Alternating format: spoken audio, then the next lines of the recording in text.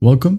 In this video, I'll show you how to add Google Analytics to ClickFunnels. All right, so first up, go ahead over to your Google Analytics account right here. Go ahead and go to the left panel, admin. Just click on it.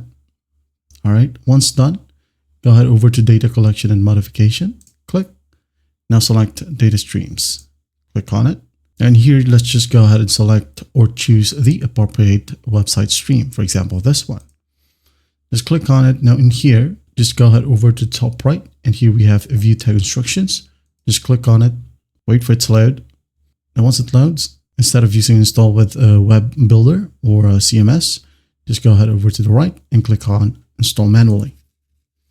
And here we have the code or the embed code. Now it says here, copy and paste it in the code of every page of your website immediately after the head element. All right.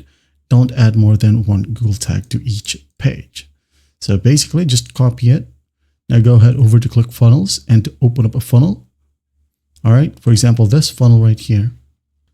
And once it's opened, go ahead and click on edit on a page. For example, I wanted my Google Analytics to be on this page. So I'm just going to go ahead and click on edit.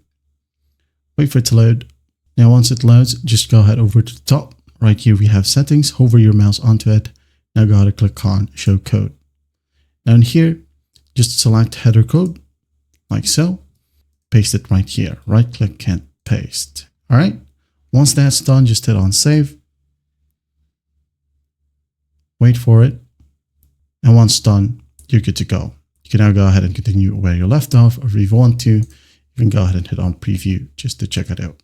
And that's how you add Google Analytics to ClickFunnels. Well, I hope this video helps, and I'll see you in the next one.